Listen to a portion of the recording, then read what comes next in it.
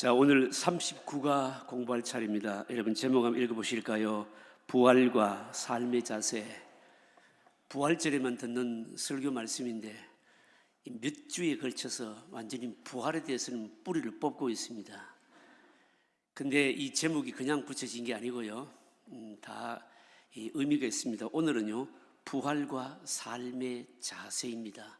그러니까 부활이라고 하는 것이, 예수님의 부활이 우리 믿음 생활에 실제적으로 어떤 영향을 미치고 있는가, 바로 이거거든요. 우리가 믿음 생활하면서 의식만으로 끝나는가, 아니면은 여러분 생명력이 있는 의식인가? 여러분, 이게 이 두 싸움이에요, 여러분요. 교회 역사를 보게 되면 올해가 지금 2024년이니까 예수님 오신 이후로 2000년의 세월이 흘렀잖아요. 기독교의 역사를 다양한 면에서 우리가 꿰뚫어 보고 정리할 수가 있는데, 그 중에 하나가 뭔가 하면, 여러분 우리가 예수님을 육신의 눈으로 지금 뵙지를 못하잖아요. 그죠? 그렇습니다. 예수님이 전해주신, 예수님이 행하신, 그리고 예수님과 직접적으로 접촉이 있었던 사도들이 증언하고 기록한 말씀을 통해서 예수님을 만나는데, 여러분 실제로 예수님 만나지만 아무도 우리가 예수님을 보지는 못하잖아요. 육신의 눈으로 못 보아도 여러분 뭡니까? 예배를 통해서, 성령을 통해서, 말씀을 통해서 우리는 만나고 뵙는 거죠. 그런데 만약에 우리가 실제적으로 예수님을 만나고 뵙지를 못한다면, 잘못하면 흉식이나 여러분 껍데기밖에 있을 수가 없는 겁니다. 그것만 남는다는 거죠. 무슨 뜻인가 하면, 의식만으로 끝나는가, 아니면은요 생명력 있는 의식인가? 여러분 잘 한번 생각해 보십시오. 예를 들어서 예배. 여러분 예배가요, 여러분 진짜 의식으로만 끝난다면 와서 찬양도 하고 기도도 하고 설교도 듣고 뭐 다 하는데, 만약에 생명력 있는 예배 의식이 아니라면 그 의식은 뭡니까? 예배라고 하는 이 의식은 완전히 죽어버리는 겁니다. 여러분 그렇죠? 또 여러분 보세요. 성경에 나오는 많은 절기들이 있어요. 대표적인 절기가 뭘까요? 부활절. 또 무슨 절기가 있습니까? 뭐 성탄절, 또 아니면 추수감사절, 감사절 관련된 절기들이 많잖아요. 오늘 우리는 이게 신약 안에서 다 성취되었기 때문에 지키질 않지만, 여러분 유대인들은요 아직도 유월절, 초막절 다 지키고 있거든요.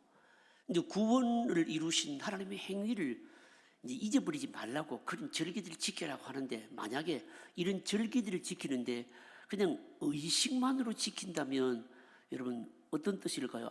아무런 의미가 없어요. 그냥 뭐 의식만으로 내가 지켰다 이걸로 끝나버리는 거죠. 근데 여러분 생명력 있는 의식이 된다면 어떻게 될까요? 그런 절기나 예배를 통해서 뭘까요? 하나님께서 행하신 것을 그냥 단순히 기념하는 것이 아니라 오늘 나에게도 뭡니까? 그대로 영향을 미치는 거거든요, 이게요. 여러분 그래서 믿음의 신앙생활은 사실은 의식만으로 끝나는가, 생명력인 의식인가, 이 싸움이에요, 여러분요. 근데 이게 아무것도 아닌 것 같지만 교회의 역사를 놓고 보게 되면, 여러분 이게요, 예를 들어서 우리 개신교하고 천주교하고 왜 개신교가 생겼느냐? 천주교는 늘 얘기하거든요. 우리는 큰 집, 너희는 작은 집 이러는데, 사실은 천주교는 큰 집이 아니고 천주교는 뭐 중심입니까? 의식 중심이에요. 여러분 기회 있으시면 천주교 미사하는 데 가보십시오. 가보면 1시간 반 결혼식도 하는데 혼배 성사도요 가보면 저도 그냥 예전에 한번 가본 적이 있는데 너무 지겨워가지고 중간에 나왔어요. 앉았다 일어났다 앉았다 일어났다 이러고 그냥 회중들은 아무런 의미도 없고, 나중에 사제가 누구누구 이름으로 이러면 끝에 이제 한번 딱 따라합니다. 누구누구 이름으로 이러면서 이제 끝내는 거죠. 완전히 뭡니까? 이 의식 중심이에요, 이게요. 우리 개신교는 뭐 중심입니까? 개신교는 여러분 사실은 의식 중심이 아니고 말씀이 중심인, 설교가 중심인데, 전부 뭡니까? 실제적으로 우리의 삶에, 그러니까 찬양도 그렇고 기도도 그렇고 말씀도 그렇고 바로 주님과의 실제적인 만남, 여기에 여러분 초점이 있는 겁니다. 여러분 영국의 성공회 같은 경우는 특징이 뭡니까? 잉글리칸 처치는 여러분 특징이 뭔가 이 둘을 합쳐놓은 거예요. 개신교하고 뭡니까? 천주교를 두 개 합쳐놓은 거거든요. 완전히 그 의식도 다르고 뭡니까? 그리고 뭡니까? 또 개신교도 다르고. 그래서 예배에 가보면 어떤가 하면요, 예배는 의식 중심이면서도 또 설교를 강조해요. 순공의 사제들은 또 뭡니까? 또 결혼도 다 해요. 다 하고요. 별것 아닌 것 같지만 교회 역사를 쭉 놓고 따지고 보면 가만히 보면 이게 완전히 의식으로만 끝나는 종교인가, 아니면 실제적으로 바로 하나님과의 주님과의 만남이냐, 이 싸움이에요. 이게요. 우리가 늘 점검해야 되는 것도 이거거든요. 여러분 예배를 드리고 아니면 뭡니까? 추수감사절, 부활절, 성탄절 뭐 이런 절기들을 지킬 때 도대체 왜 이걸 지키게 하셨느냐, 이걸 생각하면서 그 의도가 우리 안에 살아나야 되는 거예요. 오늘 우리가 이 부활과 관련해서 마찬가지입니다. 부활도요, 여러분 우리가 예수님 부활한 육신은 못 봤잖아요.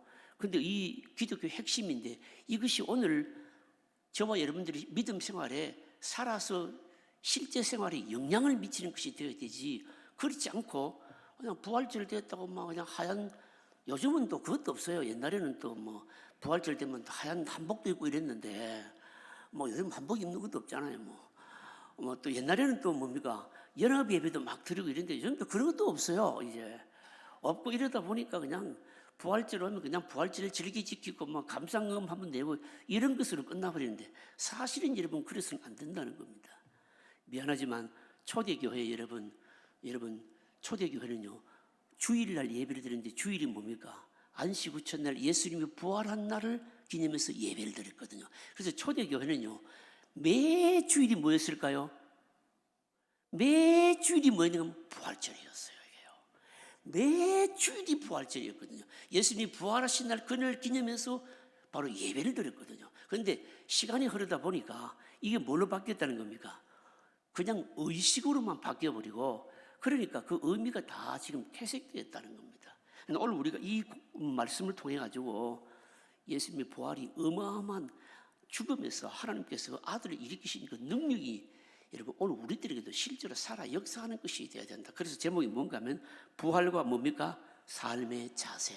진짜 부활을 믿는다면 그 믿음을 가지고 있다면 이게 오늘 내 삶에 어떤 영향을 미치겠느냐, 이걸 말씀하는 거예요. 이 제목을 성경 공부 제목을 붙일 때 그냥 붙인 게 아니고 제가 굉장히 심사숙고해서 붙이는 겁니다. 여러분 주일날 제가 설교하잖아요. 주일 낮 예배 설교를 하는데 설교문을 쭉 작성을 하잖아요. 설교문을 다 작성하고 설교의 서론을 언제 쓰는가 하면요, 설교를 다 끝마치고 맨 마지막에 서문을 씁니다. 왜 그럴까요? 왜 그런가 하면 설교의 서문은 그 설교 전체를 한마디로 요약할 수 있도록, 이해할 수 있도록 다리를 놓기 위해서 하는 것이기 때문에 설교를 다 끝내고 마지막에 서문을 딱 쓰는 거예요. 그럼 제목은 또 뭘까요? 제목도 마찬가지입니다. 처음부터 설교 제목을 쓰는 게 아니고 설교를 완전히 다 끝내고 이 본문을, 오늘 이 설교를 가장 잘 표현할 수 있는 말이 뭔가, 이걸 고려해서 제목을 쓰는 거예요. 여러분 그래서 주보를 보실 때, 설교 제목을 보실 때 그냥 보시면 안 돼요. 아이고 이 매주마다 쓰는 목사님 설교하는데, 여러분 그게 아니고 설교자는요 사실은 심려를 기울여서 설교문을 작성하고 서론을 작성하고 설교 제목을 작성해요. 이 책을 여러분 만들 때도, 책을 집필할 때도 그와 같은 여러분 자세로 만드는 거거든요. 이 제목 속에 오늘 본문 전체를 다 이해할 수 있는 내용이 다 들어있는 거예요. 그런가 안 그런가 한번 보십시다. 이제 자, 한번 보실까요? 본문 1이면 도움만 한번 읽어보실까요? 같이 읽겠습니다. 그리스도인들에게 가장 복된 하루가 있습니다. 그날은 바로 우리 주님이 무덤에서 부활하신 날입니다. 예수님의 부활은 단지 예수님의 개인 부활로 끝나는 것이 아닙니다.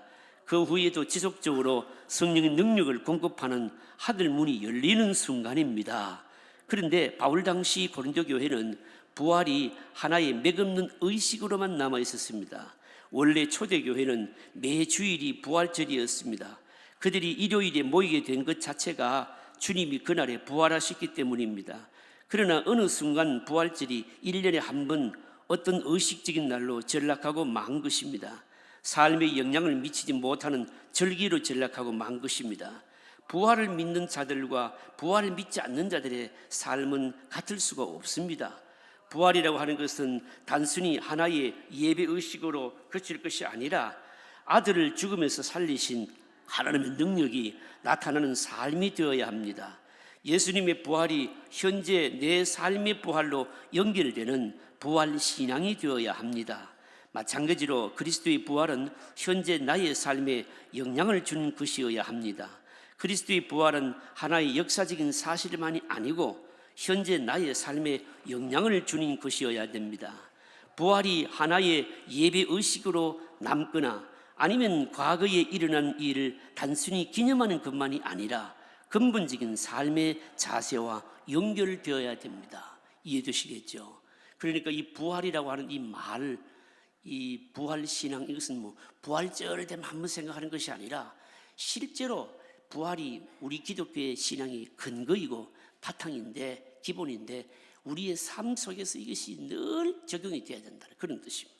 자, 1번 문제 같이 읽어보실까요? 같이 했습니다.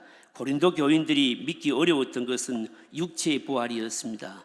그 이유는 영혼은 깨끗하고 육체는 악하고 추하다는 생각이 머리를 지배하고 있었기 때문입니다. 그래서 고린도 교인들은 죽은 자를 대신하여 세례의식을 행하였습니다. 무엇입니까? 자, 29절 같이 읽어보실까요?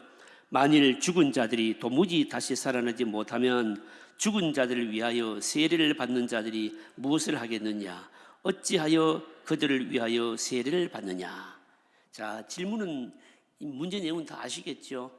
이미 우리가 고린도 서신을 공부를 할 때 고린도 교회 교인들의 사상이 뭔가, 문화가 뭔가 앞부분에 다 공부를 했잖아요.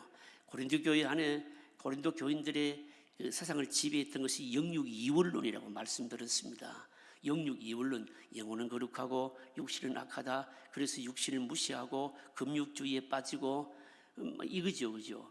이런 사고방식이 있던 사람들에게 예수님이 죽음에서 육신으로 부활했다, 육체가 부활했다라고 하는 것은 사실은 그 당시의 세상으로 볼 때는요, 좀처럼 받아들이기 힘들었다는 겁니다.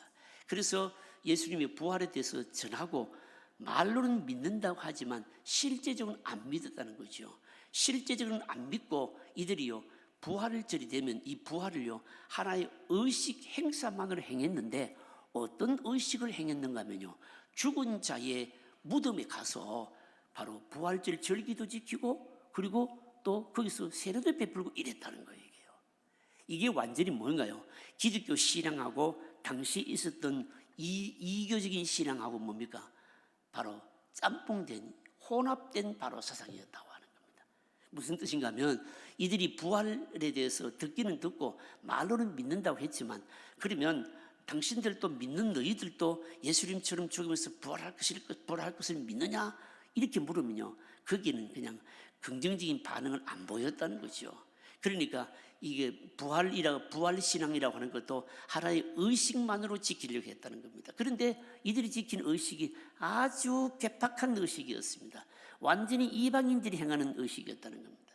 여러분, 요즘도요, 천주교에서는 여러분, 우리가 이미 다 천주교회는 아니지만 우리가 기본적으로 알고 있지 않습니까? 뭘 알고 있습니까? 천주교회는 여러분 성경에도 없는, 물론 비슷한 것이 사상이 있기는 있지만 실제는 성경적인 근거가 전혀 없는 거죠. 뭔가 하면 바로 연옥이라고 하는 거 아닙니까?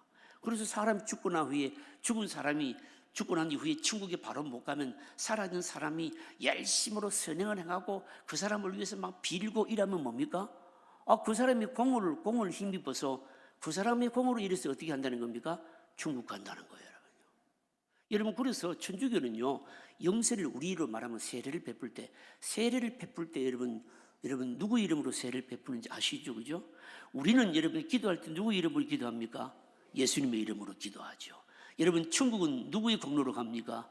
예수님을 믿음으로 가는 거죠. 그죠? 예수님의 공로로 가는 거예요. 그런데 여러분, 천주교는 그게 아닙니다. 천주교는요, 영세를 베풀 때도 여러분 뭐 TV 같은 거 보면 자주 듣잖아요. 영세명이 있다 그러잖아요. 그죠? 영세명이 있어요. 뭐 어쨌든 있어요. 영세명이. 영세명이 누구냐면 주로 세인트들, 그러니까 성, 뭐 어거스틴, 뭐 우리나라로 말하면 예전에 말입니다. 1984년도에 제가 언제 말씀드렸죠. 우리나라에 최초로 말입니다. 교황이 우리나라에 왔어요. 교황이 와가지고 뭐 왔을 때 그냥 우리나라가 완전 홀라당 뒤집어졌지요. 그래서 여러분, 교황이 우리나라에 김포공항에 그때 인천공항도 없었고 김포공항에 탁 내렸는데 제일 처음 한 게 뭡니까? 땅에다가 입맞춤을 했잖아요. 그래서 그게 너무 거룩한 거라고. 1m 가로 1m, 세로 1m 그거 다 파가지고 지금 보관하고 있어요. 그게 뭔가 하면 그 사람들 하나의 뭐예요? 공로예요. 공로인데, 근데 그때 그 교황이요 부산에도 왔어요. 근데 뭐 부산에 뭐 서면 지금 프레이드를 하는데 사람들이 뭐 얼마나 많은지. 저도 그때 이제 군에 갔다 제대를 해가지고 복학을 해가지고 대학 2학년 때였는데 그 구경하러 샌들 신고 나간 사람이 밀려 샌들 하나 잃어버렸던 거 아닙니까? 근데 제가 그 얘기하려는 게 아니고, 교황이 왜 왔느냐? 교황이 왜 왔는가 하면, 우리나라 천주교는 우리 개신교보다도 교회 역사가 100년이 빠릅니다. 근데 교회사적으로 볼 때 사실 우리 개신교가 천주교에 뭡니까? 좀 빚을 졌죠. 천주교가 처음에 말입니다. 구 한 마리 들어올 때 어마어마한 핍박을 받았거든요. 그 많은 핍박을 받았기 때문에 조금 뭡니까? 나중에 개신교가 들어올 때 조금 뭡니까? 어떻게 보면 좀 쉬웠죠. 그런 면에서 좀 빚을 졌죠. 근데 어쨌든 이 교황이 왜 왔는가 하면, 우리나라에 천주교 천주교 교회 역사상 많은 선교자들이 나왔거든요. 그 선교자들을 성인식으로 105인 성인식을 하기 위해서 온 거예요. 성인을 초대하기 위해서. 근데 제가 말씀드리려고 하는가 하면, 성인으로 추대되면은 뭐 김대근 신부를 비롯해서 그 성인으로 치도되면 어떻게 되는가 하면, 그 성인의 이름으로 기도도 하고 그 성인의 이름으로 세례도 주고, 그래서 세례명을 얻게 되면요, 그 사람이 다 성인이에요. 이게요. 완전히 뭐 이거 웃기는 거잖아요, 이거요. 이게 완전히 뭐 성경에 의도 없는 거고, 뭐 어떻게 보면 이 막 좀 이렇게 파고 들어가 보면 천주교는 말도 안 되는 웃기는 겁니다. 이게 완전히 인간의 공로거든요, 이게요. 그런데 이런 게 바로 초대교회, 고린도교회도 굉장히 강하게 나타나고 있었다는 거예요. 부활절을 예수님의 부활하심을 믿으라 그러니까, 예수님의 부활을 뭡니까? 믿으면 나도 부활한다, 이걸 믿어야 될 텐데 의식적으로만 믿고요. 그래서 죽은 자의 무덤에 가가지고 말입니다. 부활절 절기 지키고, 그러면서 부활절 예수님 부활하셨다 그러고 말입니다. 그리고 또 뭐라고 말하느냐면, 저 죽은 자도 또 부활한다 그렇게 하고 부활절 지켜버리고 마는 거예요. 완전히 그러니까 이교적인 의식만이 남아 있는 거예요. 이게 이제 바울이 얘기하려고 하는 게 뭔가 하면, 뭘 얘기하려고 하는가 하면, 부활하신 주님이 내 안에 살아 계신다, 살아 역사하신다, 이걸 믿어야 되는데, 그냥 그때 고린도 교인들은요, 부활은 당시 세상 체계로 봤을 때는 영육 이원론이 지배를 받았기 때문에, 육신은 악하다고 믿었기 때문에 육신이 부활한다는 건 용납이 안 된 거예요. 그러니까 부활은 하나의 희망사항으로 끝내버렸다는 겁니다. 근데 오늘 우리들도 그러면 안 된다는 거예요. 그러면 안 된다는 겁니다. 여러분, 그래서 이제 우리도 부활절 되면 여러분 어떻게 해야 될까요?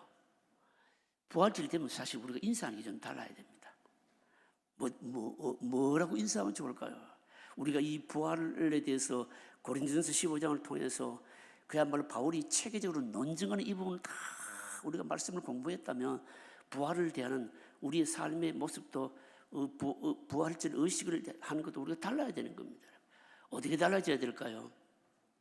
어떻게 달라져야 되는가 하면, 부활절 되면 예수님 부활하셨습니다, 나도 부활합니다, 당신도 부활합니다, 뭐 이런 인사해야 되는 거예요. 그래야만이 이게 부활절은 좀 죽은 사람은 사는 날인가, 뭐 이렇게 좀 감이 오지 않겠어요, 이게요. 잘못하면 뭡니까? 굉장히 우리가 조심해야 되는 게, 의식만으로 지켜버리고 만족하고 그 의식을 통해서 실제적으로 우리에게 살아있는 믿음이 안 될 가능성이 많다는, 그 경계해야 된다는 거예요. 1번 문제는 그 문제입니다. 그 다음 문제 보십시다. 또, 자, 2번 같이 읽으실까요? 같이 읽습니다. 부활신앙이 무엇입니까? 절망적인 상황을 주님께 맡기는 것입니다. 그리고 염려를 주님께 맡기는 것입니다. 그럴 때 내가 몸부림칠 때와는 비교할 수 없는 놀라운 결과가 나타나기 시작합니다. 이것이 진정한 부활입니다. 예수님의 부활이 과거에 분명히 있었던 일이요, 미래에 똑같이 있을 것으로 믿어야 하지만 현재 나에게 의미를 주는 신앙사건이 되어야 합니다. 신앙사건이란 현재 나의 신앙의 근거가 되고 내 삶을 역동적으로 변화시키는 힘이 되는 것을 말합니다. 이것이 현재적인 부활, 곧 부활신앙입니다. 오늘날 많은 사람들이 신앙을 하나의 세상 체계로 이해하려 합니다. 신앙이 나의 삶을 바꾸는 역동적인 것으로 생각하지 않습니다. 그래서 예수 그리스도의 부활을 믿기는 하지만 지금 그것이 아무런 영향을 미치지 못하는 것입니다. 지금 나에게 영향을 주지 못하는 것은 죽은 것입니다.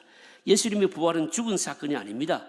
지금 우리에게도 살아있는 사건입니다. 적용해 봅시다. 자, 어떻게 적용해 보실까요?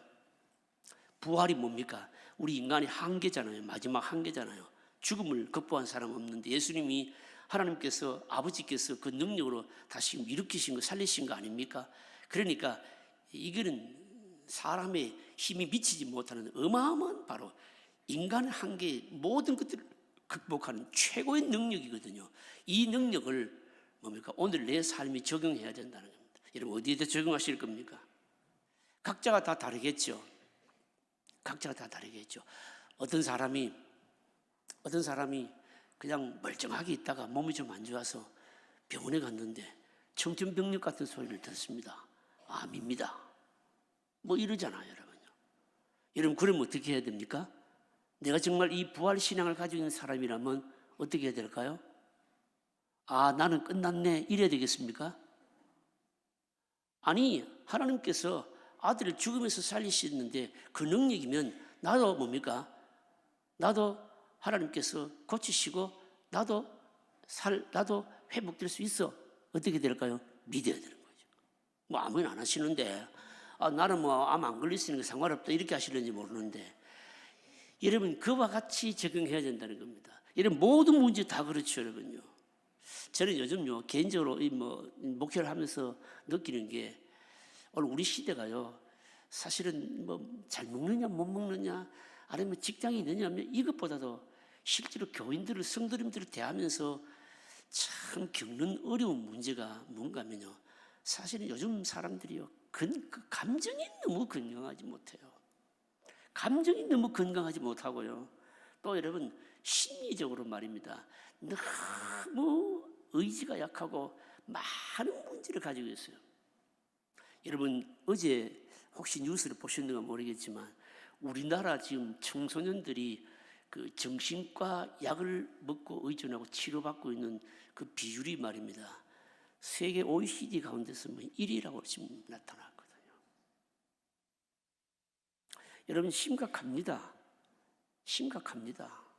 청소년들이 말입니다, 정신질환 문제가 지금 보통 문제가 아니거든요.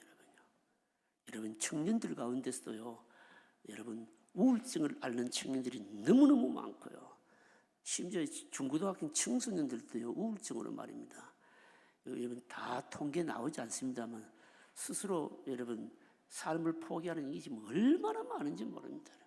지금 보통 문제가 아니거든요, 여러분요. 여러분, 이런 부분에 통제가 되지 않는 영역에 사실 하나님의 부활의, 예수님의 부활의 능력이 다시금 나타나야 된다고 믿습니다, 여러분요. 어떤 아이가 근데 막 사춘기를 겪고 있는데 막 엄마를 너무 힘들게 해가지고 엄마가 이제 그 얘기하는 겁니다. 교육자들이 얘기하는 겁니다. 애하고 그냥 같이 죽고 싶다는 거예요. 애가 얼마나 애를 먹이는지 그러니까 그냥 애하고 지하고 같이 죽고 싶다는 거야. 이게 얼마나 힘들었으면 그러겠냐고, 여러분요. 여러분, 그런 일이 있을 때 어떻게 해야 되겠어요? 여러분, 엄마가 걔의 감정을, 걔의 내면을 여러분 어떻게 하겠어요, 여러분요? 어떻게 하겠어요, 여러분? 어떻게 만지겠냐고, 어떻게 영향을 주겠냐고요? 기도를 하든지, 여러분, 기도하게 되면요, 하나님께서 아들을 죽으면서 살리신 그 능력인데 그 능력이 미쳐진다면 여러분 조절 안 될 게 뭐가 있겠냐고요. 이걸 뭡니까? 믿어야 되는 거예요. 이게요. 믿고 그 아이를 붙잡고 어떻게 해야 됩니까? 그 부활의 능력이 미치도록 뭡니까? 이 영향력이 나타나도록 붙들고 기도해야 되는 겁니다. 여러분, 저는 이걸 제 목회적으로 적용하는데, 여러분, 뭐 교회에 여러분 목양을 한다는 거죠. 목사가 목양을 한다는 거는요, 이거는요, 목양을 하면 할수록 느껴지는 건데, 이 사람이 할 일이 아니에요, 이거는요. 목회는 여러분, 사람이 할 일이 아니에요, 여러분. 여러분, 예를 들어 생각해 보세요. 설교를 사람들이 열심히 준비해서 설교를 했는데 어떤 사람은 설교 말씀을 듣고 은혜 받았다고 하는데 어떤 사람은 그 설교 듣고요 악감정이 생겨가지고 목사 욕합니다. 그거 뭐 목사 욕하는 거 어떻게 하겠어요? 한 사람은 은혜 받고 어떤 사람은 은혜 받는데 어떤 사람은 왜 욕하느냐고요. 목사 할 수 있는 일이 아니잖아요, 이게요. 어떤 사람에게 여러분 믿음이 생긴다고 하는 게 사람의 힘으로 노력을 될 일입니까? 안 될 일입니까? 안 될 일이에요, 이게요. 여러분, 사람이 변하는 것, 여러분, 목회자들이, 교역자들이 노력해서 될 일일 것 같습니까? 천만에요. 여러분, 전도해 보면 알잖아요. 어떤 사람이요, 회심을 하고 뭐 교회 전도하는 것, 물론 우리가 통로로 사용될 수 있고 노력은 하겠지만, 여러분, 사람의 힘으로 전도되는 거 아닙니다, 여러분요. 내일 11시에 막 예배 꼭 나오겠다고 철수같이 약속을 했는데 나옵니까? 안 나옵니까? 그러면 안 나올 때, 그럼 이런 일을 당할 때 무슨 생각이 드십니까? 전도자의 마음속에 무슨 생각이 들겠냐고요? 배신감이 든대요. 무슨 생각을 가져야 되는가 하면 내 할 일이 아니야 라고 생각하시면 됩니다. 하나님이 하셔야 되는 거예요, 여러분요. 목회적인 적응입니다, 여러분요. 여러분, 이 부활의 능력이 우리 삶에 실제적으로 스며들 수 있도록 내가 실제적으로 그걸 붙들고 저와 여러분들이 저는 목회자로 적용을 하고 여러분들의 삶에 또 적용하셔야 됩니다. 그게 오늘 바울이요. 그 다음 문제 나와요. 한번 보십시다. 한번 3번 문제입니다. 3번 같이 읽겠습니다. 바울은 자신의 생활을 부활과 연결시키고 있습니다. 내용이 무엇입니까? 바울이요 이걸요 자기 생활에 실제 생활에 적용을 하고 있어요. 30절 31절 같이 읽으실까요? 같이 읽습니다. 또 어찌하여 우리가 언제나 위험을 무릅쓰리요? 형제들아, 내가 그리스도 예수 우리 주 안에서 가진 바 너희에 대한 나의 자랑을 두고 다른 나누니 나는 날마다 죽노라. 여러분, 이거 대단한 고백입니다. 바울은요 날마다 죽는다. 이게 도대체 무슨 말일까요, 여러분요? 여러분, 우리가 사도행전을 읽어보면 사도행전 28장까지 있는데 1장부터 12장까지는 누구를 중심으로 해서 쓰여졌습니까? 다 했는데 다 까먹으신 거죠. 베드로를 중심으로 쓰여졌잖아요. 그래서 베드로 행전이라고 말하고 있고 13장에서부터 28장은 누구를 중심으로 쓰여졌습니까? 바울을 중심으로 쓰였는데 바울 행전. 그러면 13장에서부터 28장까지는 왜 바울을 중심으로 해서 바울 행전이라 그러느냐? 여러분 잘 아시는 대로 예수님의 제자들은 대부분 유대인들이기 때문에 유대인들이 그 한계를 벗어나지를 못했거든요. 이방인들이 전도하는데 쓰임받기를 한계가 있었어요. 이방인들을 위한 전도자로 쓰임받기 위해서 택함받은 사람이 특제된 사람이 바울인데 13장에서부터 28장까지 이방인을 위한 전도를 위해서 쓰임받는 바울의 전도 여정을 한번 보시라고요. 보시면 순탄한 게 하나도 없어요. 매일이 뭡니까? 거의 죽음이었어요. 바울이 이게 그냥 말로만 하는 게 아니고 전도자로서 실제로 뭡니까? 살아왔던 걸 그대로 얘기하는 겁니다. 나는 날마다 죽노라. 나는 날마다 죽었다는 거 얘기해요. 이게 무슨 뜻인가 하면요. 사실은 여러분 부활은 너무너무 영광스러운 거 아닙니까? 그런데 부활의 증인으로서 사는 것은요. 사실 영광스러움보다는 뭡니까? 매일매일 죽는 삶이었습니다. 매일매일 죽는 삶의 연속인데도 불구하고 실제적으로 바울이 육신적으로 죽었습니까? 안 죽었습니까? 안 죽은 거예요. 실제로 여러분 바울이 루스트라, 더베 이런 곳에 갔으면 돌에 맞아서 완전히 실신이가 죽었잖아요. 그래서 사람들이 말입니다. 끌어다가 밖에 던져버렸는데 또 살아나고요. 여러분, 바울이 피신하기를 목숨이 경각이 달리기 한두 번이 아니고 그야말로 전도자로서 증인으로서 삶은 매일매일 죽음이었습니다. 그런데도 불구하고 그 죽음의 삶을 견뎌내릴 수 있는 힘이 어디 있었겠냐 이 말입니다. 어디 있었을까요? 매일매일 죽는데도 불구하고 바울은 매일매일 죽는데 매일매일 살아나는 거예요. 바울의 생각 속에 바울의 믿음이 뭐였을까요? 여러분, 바로 그토록 예수 믿는 자들을 잡아 가두는 일에 선봉장이 되었던, 너무너무 엉뚱한 열심을 가졌던, 잘못된 지식에 근거한 열심을 가졌던 이 바울을 박살낼 것이 뭔가 하면 부활하신 예수님의 음성이잖아요. 다메섹에서 만나주시고, 그래서 뭡니까? 자기도 바로 그렇게 살 것을 믿었기 때문에 부활의 증인된 삶, 매일매일 죽음이 있지만 그 죽음을 전혀 두려워하지 않고 감당할 수 있었거든요. 그걸 고백하는 거예요. 나는 날마다 죽노라. 날마다 죽노라 했는데 안 죽고 살아있는 것은 바로 다른 말, 바로 하나님의 아들을 살리신 부활의 능력 때문이라는 거예요. 여러분, 이거 적용하는 문제, 그 다음 문제 나오거든요. 4번입니다. 4번 같이 읽어보실까요? 같이 읽습니다. 부활은 영광스럽지만 부활의 정의는 결코 영광스러운 것이 아니었습니다. 바울의 고백과 삶이 무엇입니까? 자, 32절 같이 읽겠습니다. 내가 사람의 방법으로 에베소에서 맹수와 더불어 싸웠다면 내게 무슨 유익이 있으리요? 죽은 자가 다시 살아나지 못한다면 내일 죽을 터이니 먹고 마시자 하리랴. 이게 지금 예를 들고 있는데 무슨 예입니까? 여러분, 바울 당시에는요, 그 기독교를 피파하는 일들이 너무 많았는데 그 많은 핍박들 중에 하나가 여러분, 뭐 요즘도 그게 아직까지 유적으로 남아 있잖아요. 뭐 로마에 가보면 콜로세움 이런 데 가보면 전부 뭡니까? 죄수들을요 굶주린 맹수하고 죄수들하고 그 원형 경기 안에 집어넣고 그리고 이제 싸우게 하잖아요. 여러분, 굶주린 그 맹수를 사람이 이겨냅니까? 결국은 굶주린 맹수가 죄수들을 하나씩 다 뜯어먹는 거예요, 이게요. 바울이 그런 삶이었다는 겁니다. 지금 특히 어디를 얘기하고 있는가 하면요, 에베소에서 지독한 맹수와 싸울 날을 기다리는 죄수와 같았다. 그러니까 뭡니까? 매일 죽음과 같은 삶이었다는 겁니다. 그런데도 불구하고 어떻습니까? 이런 것들을 다 딛고 일어났다는 겁니다. 어떻게 딛고 일어날 수 있을까요? 딛고 일어날 수 있는 힘이 뭐였을까요? 날마다 자기를 보지 않고 자기를 신뢰하지 않고 누구를 신뢰했을까요? 부활하신 주님을 붙들었다는 거예요, 여러분요. 부활의 능력으로 일어났다는 거예요, 여러분. 부활의 능력으로 일어났다. 여러분, 이거 오늘 저녁에 들으시고 여러분들이 적용을 하셔야 됩니다. 여러분, 우리 삶이 여러분 얼마나 어렵습니까, 여러분요? 사실 참 어려움이 한두 가지가 아니잖아요, 여러분요. 뭐 간단한 어려움 말고 여러분, 오죽했으면 얼마나 어려웠으면요.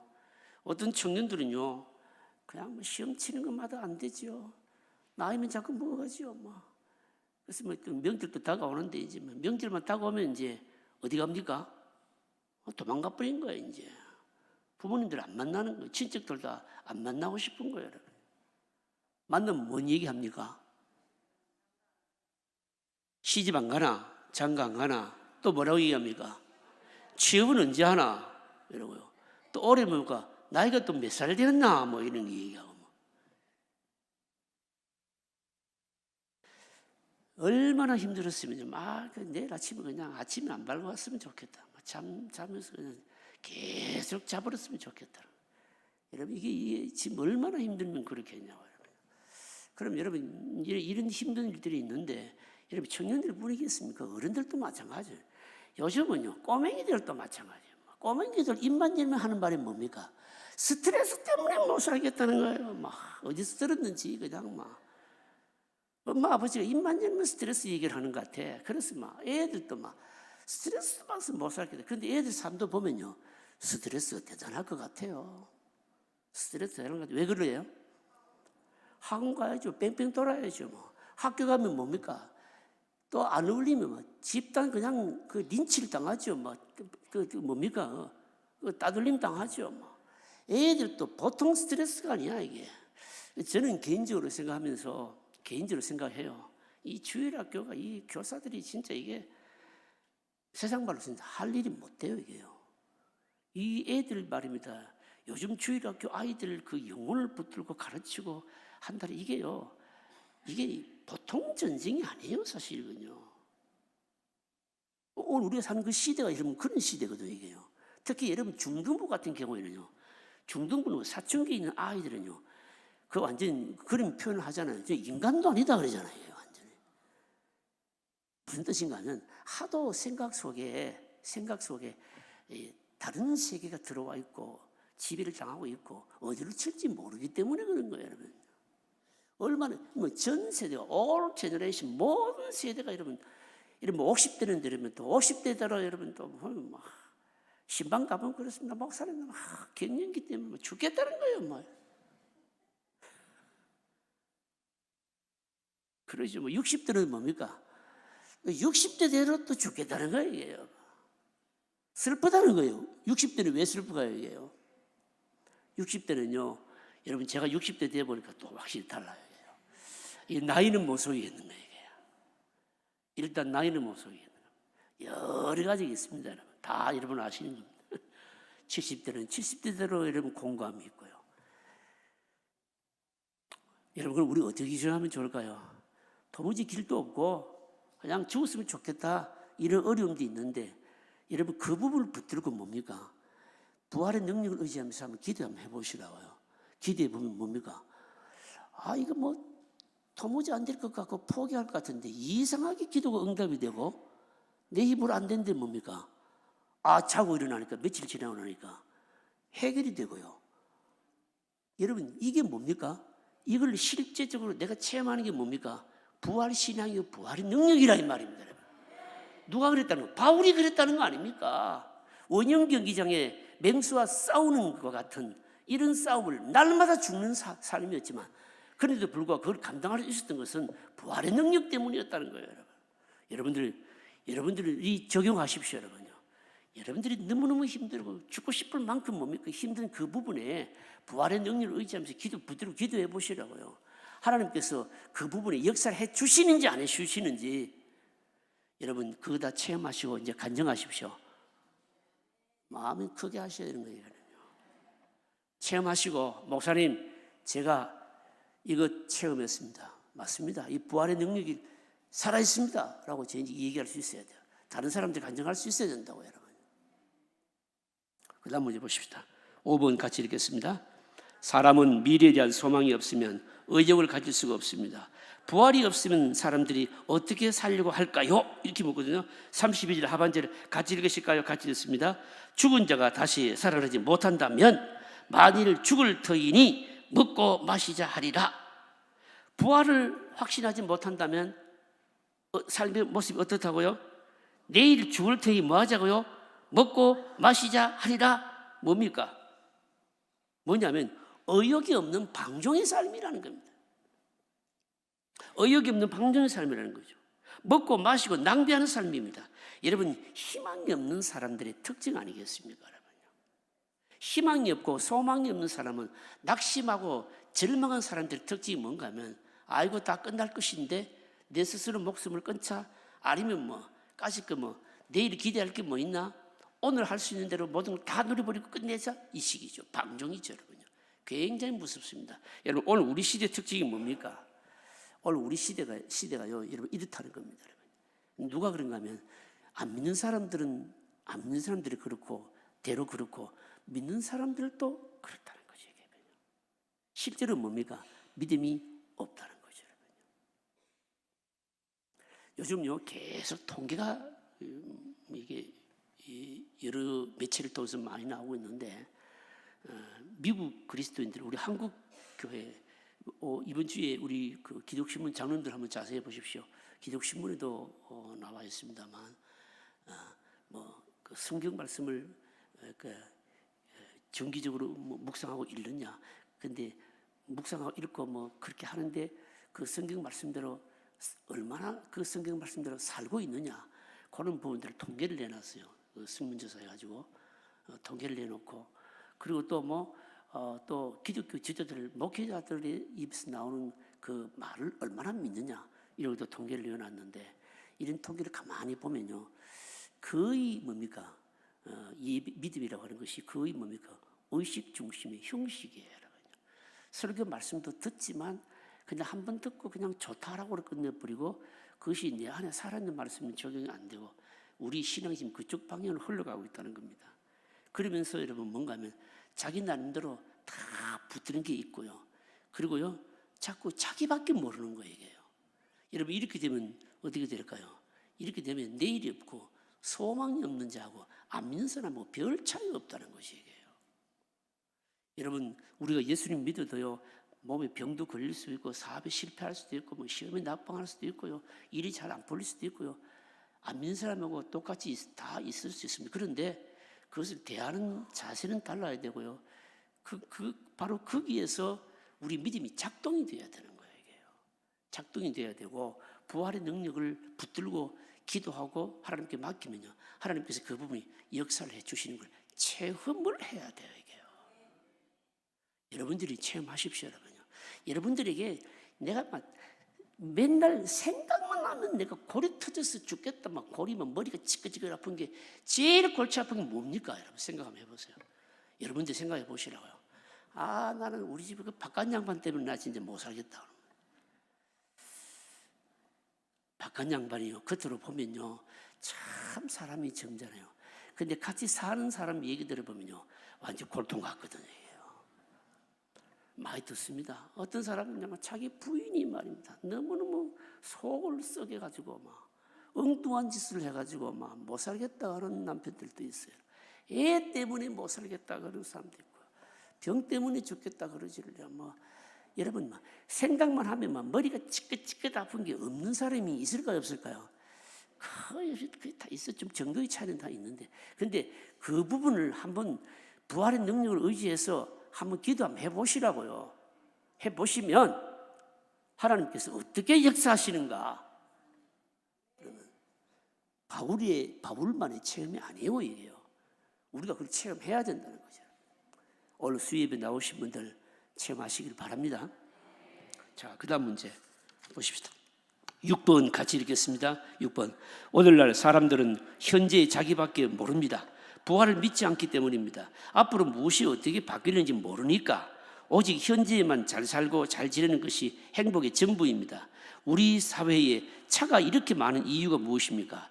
차가 필요해서 그렇기도 하지만 앞으로 어떻게 될지 모르니까 쓰고 보자는 심리가 작용하기 때문입니다. 바울이 경계하는 것이 무엇입니까? 자, 바울이 경계하는 삶 같이 읽어보시죠. 같이 읽습니다. 속지 말라.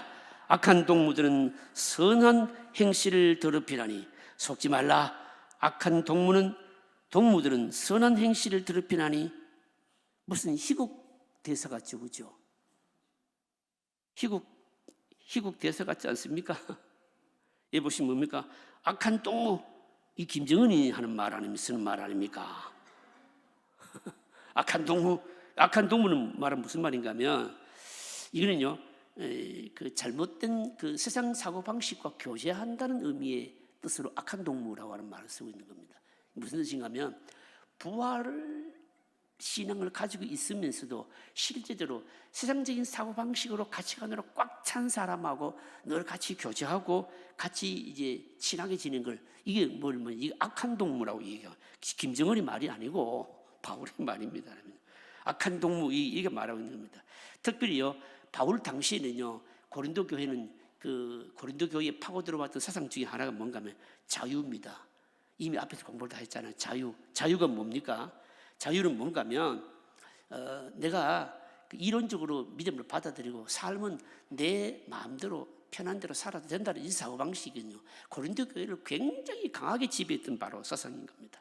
이런 사상이 딱 들어와가지고 교회 안에 들어와서 이게 이제 믿는다고는 하는데 불신자와 전혀 차이가 없는 그런 삶을 살았다는 거죠. 여러분. 이런 자들에 대해서 뭐라고 얘기합니까?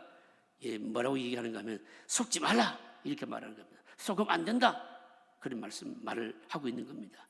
여러분 미래에 대한 그림이 없으면요 여러분 그렇잖아요. 미래에 대한 그림이 없으면 굳이 세상을 막 거부하면서 경건하게 살려고 여러분 하겠습니까? 할 필요가 없잖아요. 여러분 우리 그리스도인이 미래에 대한 소망이 뭡니까? 미래에 대한 소망은 천국이고 뭡니까? 부활입니다. 여러분 한번 생각해 보세요. 천국이 없다면 여러분 저하고 여러분들은 믿음 생활 할까요, 안 할까요? 안 하죠. 생각해 보세요. 100살을 살든 80살을 살든 20년 차이고 그게 그거 아니겠어요, 일평생을 믿음 생활하면서 기도도 하고 말입니다. 헌금도 하고요, 교회 봉사도 하고요, 하나님께서 의리를 주시고 믿음 주셔서 기뻐서 하는 것도 있지만 사실은 여러분 우리가 육신의 삶 이거 짧은 건데 이 육신의 삶 마감하고 난 이후에 천국이 없다면 미래에 대한 것이 없다면 부활이 없다면 여기서 말합니다. 그렇게 애써서 믿음으로 이 시대를 거슬러 가면서 그렇게 경건하게 살려고 하겠냐고요, 여러분요. 안 하는 거예요, 이게요. 안 하는 겁니다. 그런데 지금 고린도 교인들을 향해서 하는 말이 뭔가 하면 속지 말라는 겁니다. 미래가 없는 것 같이 부활이 없는 자 같이 그렇게 막 세상 사람들하고 똑같이 그렇게 살지 말라는 거예요, 이게요. 여러분 우리에게는 소망이 있습니다. 미래가 있습니다. 천국이 있고요. 부활이 있는 거예요, 여러분요. 여러분 믿음 생활한 것에 대해서 천국 가서 상급도 있고요. 있는 거예요, 이게요. 그래서 뭡니까? 열심으로 여러분 시대의 가치관과 거슬러 살고요. 봉사도 하고요. 믿음으로 살고요. 그러는 겁니다, 여러분. 속지 말라는 겁니다. 여러분 속지 마십시오. 천국이 있습니다. 그 다음 마지막 문제 7번 같이 읽겠습니다. 부활하신 주님이 세상의 모든 것을 통치하신다는 믿음이 없으면 세상적인 삶의 사고방식에 젖어 불신자와 동일한 삶을 삽니다. 돈을 많이 벌어도 부활이 없는 사람은 삶의 질이 아주 천박합니다. 그러나 어떤 사람은 양적으로는 대수롭지 않아도 그 사람의 삶의 내용은 아주 충실한 사람이 있습니다. 그것은 부활하신 주님이 그 안에 계시기 때문입니다. 부활을 믿는 자가 가져야 할 삶의 중심이 무엇입니까? 34절 같이 읽겠습니다. 깨어 의의를 행하고 죄를 짓지 말라. 하나님을 알지 못하는 자가 있기로 내가 너희를 부끄럽게 하기 위하여 말하노라. 자, 부활이 있고 미래가 있고 소망이 있는 사람은 어떤 삶을 살아가요? 깨어 이렇게 말하고 있는 겁니다. 깨어 이게 무슨 말입니까? 여러분 이게 무슨 말인가 하면요, 부활은요, 부활 정신 차려 이 말하고 같다는 거예요. 깨어라 이 말입니다. 여러분 혹시 기억하시는가요? 한때 꽤 몇 년이 됐습니다. 꽤 몇 년이 됐는데 우리나라에요, 그 해가 바뀌면서 굉장히 그 하늘을 보려고 또 새로운 하늘을 맞으면서 인사말로 완전히 대박을 치면서 유행한 말이 있어요. 혹시 여러분 아시겠어요? 부자 되세요. 이게 얼마나 인기를 끌었는지 그 애는 어쨌든 사람들이 만나면 부자 되세요. 그런데 예수 믿는 사람들도 교회 와서도 뭡니까? 부자 되셔요. 이게 얼마나 정신이 말입니다. 성경적인 사고방식이 이게 없었으면 여러분 부자는 자신의 노력에 따라서 될 수도 있고 또 투자를 잘해서 될 수도 있고 하나님께서도 뭡니까? 주실 수도 있고 안 주실 수도 여러분 있어요, 여러분요. 여러분 부자 돼가지고 오늘 새벽기도 설교 말씀 그랬잖아요, 여러분요. 여러분 우리가 세상에 사는데 세상 중요합니다. 우리가 살아야 될 삶의 무대이고요. 그 다음에 또 전도도 해야 되고 안 믿는 사람 전도도 해야 되고 그래서 세상에 빛도 되고 소금도 돼야 되고 근데 우리는 세상에 살지만 세상 사람들과 같지는 않거든요, 이게요. 세상 사람들과 같아져 버리면 우리가 이런 존재할 이유가 없는 겁니다, 여러분. 세상 사람들이 부자 됐어요. 그러면 이런 돈 많이 벌어서 세상 이기려고 하는 그건 이기는 게 아니잖아요, 이게요.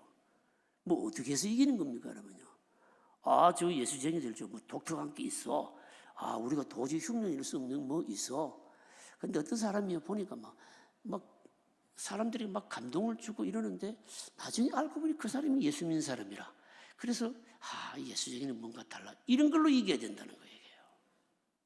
그래서 여러분 뭡니까? 예수 믿는 사람들은 부활의 능력을 믿는 사람들은 뭐냐면 깨어 그 정신을 차리는 겁니다. 정신 차리는 말은 무슨 말이냐면 시대 정신에 시대 가치관과 어울려 살지 말고 거기에 속지 말고 그것과 함께 하지 말아라 이 말입니다. 그래서 보시면요, 깨어 하라고요? 의를 행하고 죄 짓지 말라. 그러면서 하는 말이 뭡니까? 하나님을 알지 못하는 자가 있기로, 여기 하나님을 알지 못하는 자가 있다, 이 말씀은 고린도 교회 교인들 가운데 다 천국 못 가는 사람들이 많다, 이 뜻이 아니고, 믿는다고 하기는 하는데 뭡니까? 하는데 삶 가운데 전혀 하나님 안 계시는 것 같이 사는 사람들을 말하는 겁니다. 부활을 얘기하기는 하는데 실제적으로 부활이 삶에 전혀 영향을 안 미치고 사는 사람들이 있다, 이 뜻입니다. 여러분, 우리가 수요일 날 이 말씀 성경 공부를 하잖아요. 성경 공부를 하는데 여러분, 그냥 한 시간 내가 오늘 좀 배워서 깨달아서 은혜 돼서 이걸로 끝나면 안 되고요. 여러분들이 삶에 뭡니까? 실제적으로 이렇게 그대로 적용해 보셔야 됩니다. 적용해 보셔야 됩니다. 그래서 세상 가치관하고 여러분 어울리면 안 되고요. 세상 가치를 따라가면 안 되고요. 내가 붙들어야 될 길 가치가 있다는 것을 딱 붙들어, 그것은 뭡니까? 실제적으로 그렇게 살아보는 거예요. 살아보면 어떻게 됩니까? 하나님께서 아들을 죽음에서 살리신 그 능력이 딱 나타난다는 거죠. 결론적인 정리 읽어보실까요? 같이 읽습니다. 오늘도 부활하신 주님은 믿는 자들과 함께 하십니다. 부활하셔서 성령으로 우리에게 오셔서 우리 아픔을 나으시고 고난을 나으시며 문제를 나으십니다. 육신으로 있으면서 당하는 고난을 믿음으로 이긴 자에게 부활의 영광이 있다는 것을 보여주심으로 우리가 당하는 어려움을 이기게 하십니다. 고난이 있을 때 부활하셔서 우리와 함께 하시는 주님을 의지합시다. 나의 한계를 초월하는 문제가 있을 때 부활하셔서 성령으로 나와 함께 하시는 바로 그 그리스도를 의지합시다. 기독교 신앙은 삶의 체계입니다. 하나의 사상도 생활의 한 방편도 아닙니다. 기독교 복음은 능력 그 자체입니다. 무슨 능력일까요? 예수 그리스도 안에서 죽은 자를 살리는 부활의 능력입니다. 아들을 죽음에서 살리신 그 능력이 우리의 삶 전체를 지배하는 능력입니다. 죽음에서 살아나신 부활의 능력이 우리의 삶 모든 것을 지배하는 것입니다. 이것이 기독교 신앙입니다. 힘들고 어려울 때 부활의 능력으로 이깁시다. 앞이 보이지 않을 때 부활의 소망을 가집시다. 내 힘으로 뛰어넘지 못할 일이 있을 때 죽음을 통과하시고 일어나신 주님의 능력을 의지합시다. 통성으로 기도하실까요?